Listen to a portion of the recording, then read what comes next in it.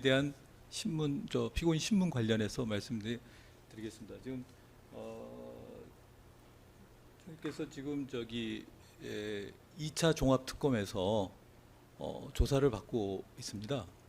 그래서 그게 이제 계엄과 관련해서 전후 사정, 그다음에 뭐 총리 공간 모임, 뭐 여러 가지 수첩에 관한 얘기도 있고 쭉 이제 지금 조사를 받고 있습니다. 그래서 그런 사정에 대해서 지금 이 피고인으로서 여기에서 진술하는 것이 적정한지에 대해서 지금 상당히 좀 의문을 갖고 있습니다. 그래서 그 부분에 대해서는 피고인께서 좀 진술을 안 하는 걸로 이렇게 해도 좀 양해를 해주시면 좋겠습니다. 그리고 지금 조금 건강상으로도 지금 좀 문제가 있어가지고요. 네. 그쪽은 가능하기간 기억나는 그 헌법재판과 관련해서는 진술을 하겠다고 하겠습니다만은 지금 조사받고 있는 2차 종합특검에서 조사받고 있는 그 부분에 대해서는 지금 조금 진술을 거부할 수밖에 없음을 좀 양해해 주시기 바랍니다. 네, 뭐 정언 거부권과 달리 진술 거부권에 대해서는 특별히 뭐 요건이나 제한이 특별히 없기 때문에 그런 부분은 이제 뭐 적절히 판단하시기 바랍니다. 뭐 피고인의 권리이기 때문에. 네. 그리고 뭐 특검에서도 종합 특검에 대한 내용 좀 확인해 보신 게 있으신가요? 아닙니다. 알지 못합니다. 그냥 일반적으로 진술 거부권과 관련해서 그냥 검토하도록 하겠습니다. 그건 적절히 판단해서 뭐 행사 여부를 결정하시기 바랍니다. 네, 그러면 뭐 더 하실 말씀 없으시면 진행하도록 하겠습니다. 네, 한동수 피고인 앞으로 나오시죠.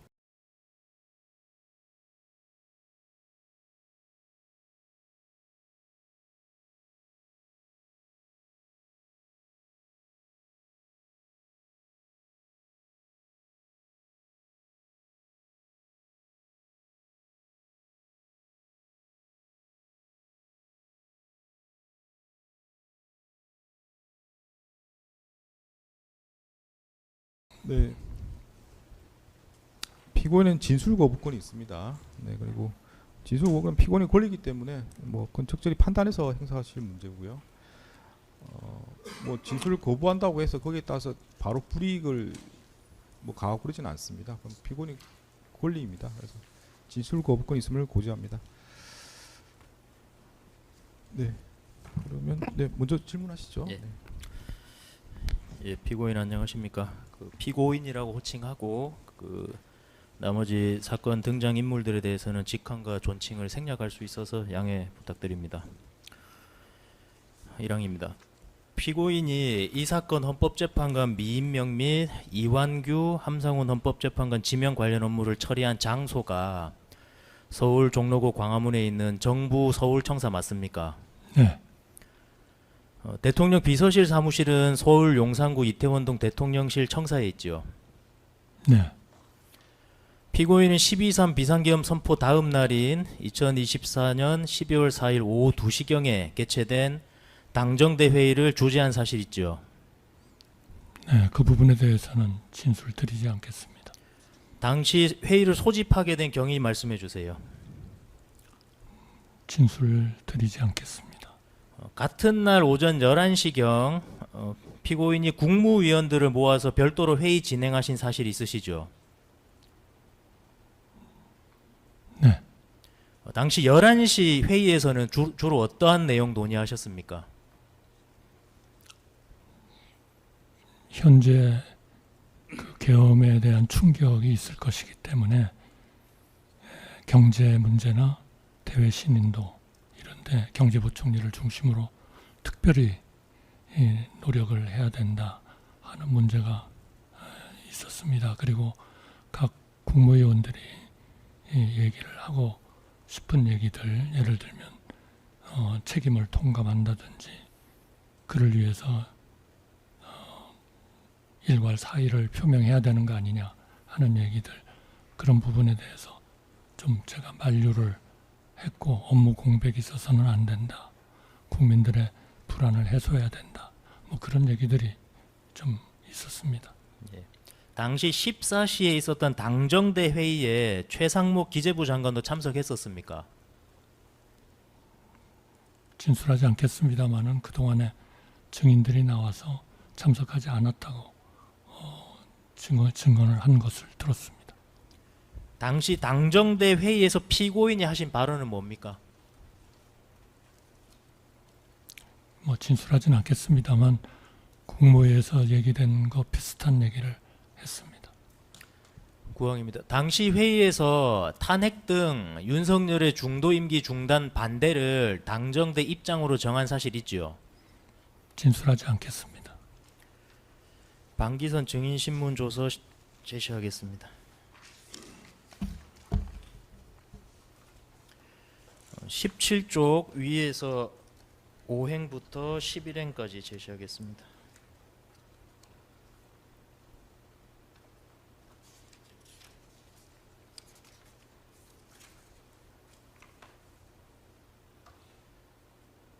예, 여기서 방기선 증인이 법정에 출석해서 한 증언 내용입니다. 그럼 제가 간략히 읽어보겠습니다. 증인이 대통령이 하야하는 것은 안 된다. 그럼 탄핵이 되지 않느냐. 그래도 탄핵은 막아야지 라는 이야기가 나왔습니다. 누가 그런 말을 했느냐 하니 구체적으로 어느 분인지 모르겠으나 당 측에서 그런 말이 나왔습니다. 박근혜 대통령 탄핵 당시를 말씀하시면서 그때도 당이 무너지지 않았느냐. 탄핵은 안 된다라는 취지를 이야기했습니다 라고 진술했는데 맞습니까? 하니까 방기선이 맞습니다 라고 이 법정에서 인정을 했습니다. 그리고 이 부분과 관련해서 피고인이 뭐 기억이 배치되거나 방기선 진술이 잘못됐다든지 하는 피고인의 입장을 한번 말씀해 보세요. 진술드리지 않겠습니다. 11항입니다. 당시 회의에서 12.3 비상계엄의 12.3 비상계엄의 정당성 내지 불가피성을 설명하기 위한 이론 구성이 필요하다는 취지로 당정대 입장 정한 사실 있죠. 진술드리지 않겠습니다. 방기선 증인신문 조서 제시하겠습니다.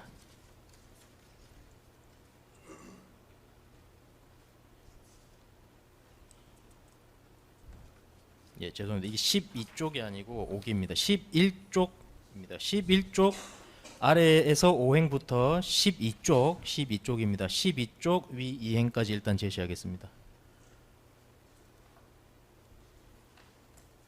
예, 마찬가지로 방기선 이 법정에서 증언한 내용입니다.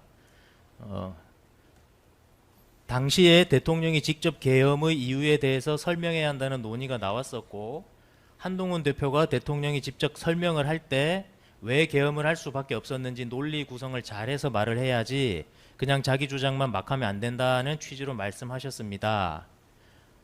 그리고 여기 뒷부분인데요. 제가 느끼기에 한동훈 대표는 대통령이 직접 설명하는 것에 대해 부정적인 느낌으로 시니컬하게 말씀하셨습니다. 이 내용을 말씀하시는 것이 맞습니까? 라고 물었더니 방기선 증인이 예 맞습니다 라고 하면서 수사기관 진술을 인정하는 증언을 했습니다. 마찬가지로 방기선의 이 법정에서의 증언에 대해서 피고인의 의견이나 입장에 대해서 말씀해 주세요. 진술드리지 않겠습니다.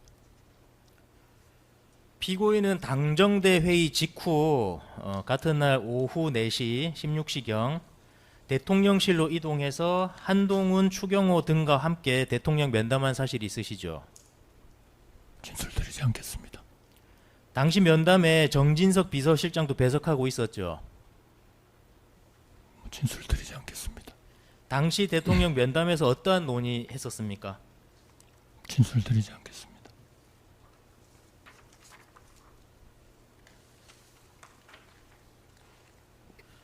증거 순번 9번 정진석 진술 조서 중 579쪽 14행부터 18행까지 우선 제시하겠습니다.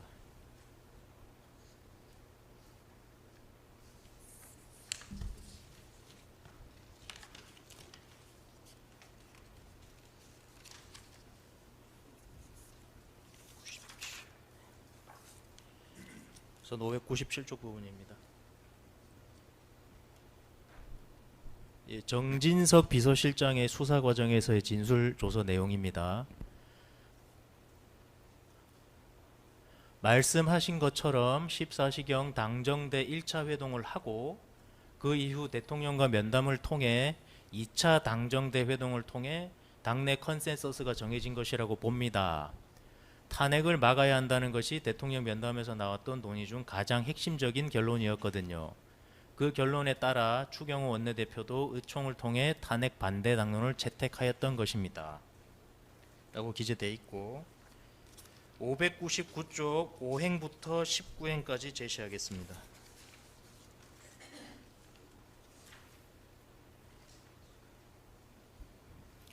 예, 검사의 질문 먼저입니다. 결국 위 당정대 회의에서 논의된 내용을 이후 대통령과의 면담에서 논의하고 대통령도 이를 받아들임으로써 결국 위 당정대 회의에서 논의된 내용들이 대부분 실행된 것으로 보이는데 어떤가요?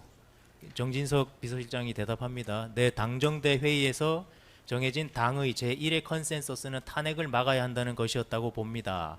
그에 따라 추경호 원내대표도 돌아가서 바로 탄핵 반대를 당론으로 채택되게 하였던 것이고요. 2024년 12월 7일 오전경 대통령이 사과 담화문을 발표한 것이 있는데 그것은 한동훈 대표 쪽에서 작성해 준 것을 대통령이 그대로 읽은 것으로 알고 있습니다. 그것 때문인지 12월 7일 1차 탄핵 소추안 발의는 부결되었습니다.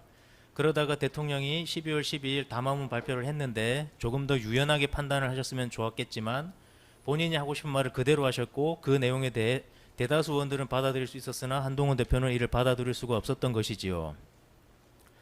위 담화문 발표에 대해 한동훈 대표가 내란 범행을 자백했다라는 발언을 했고 이후 탄핵 소추안이 가결되었는데 저는 한동훈 대표의 발언으로 인해 대통령의 탄핵 소추안이 가결되었다고 생각합니다. 라고 진술했습니다. 그러니까 결국 요약하면 정진석은 수사 과정에 14시경 당정대 회동을 하고 그 이후 대통령 면담을 통해 2차 당정대 회동을 통해 탄핵을 막아야 한다는 당내 컨센서스가 정해진 것이다. 이하는 생략하겠습니다. 라는 취지로 진술했습니다.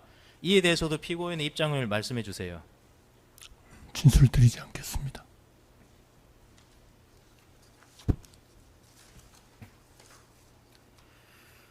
피고 16항입니다. 피고인은 2024년 12월 26일 국회가 조한창, 정계선, 마은혁입니다. 5기입니다. 마은혁에 대한 헌법재판관 선출안을 통과시키기 전에 대국민 담화를 통해서 여야의 합의가 있을 때까지 국회가 선출하는 헌법재판관을 임명하지 않겠다라는 취지의 입장 밝히셨었지요. 임명하지 않겠다는 데 역점이 있는 것이 아니고 여야가 합의를 하면 즉각 임명하겠다는 데 역점이 있는 겁니다. 그동안에 쭉 특검에서도 거부를 했다 이렇게 말씀을 하셨습니다만 제가 한 그 진위는 여야 정치인들이 과거에도 훌륭한 일들을 하셨기 때문에 그 훌륭한 타협 능력을 발휘해서 하나의 그 합의를 이룸으로써 국민들이 걱정하고 국민들을 갈등을 초래하고 있는 그러한 내용을 해결하는 그러한 역할을 충분히 하셔야 되고 또 하시지 않으면 안 되는 그러한 그 상황이다라는 말씀을 드리려고 호소를 드린 겁니다. 피고인이 당시 여야의 합의가 없었다고 판단하신 근거는 뭡니까? 그동안의 특검에서 여러 번 그 명단을 제출했고 특검을 구성을 했으니까 합의를 한 거 아니냐.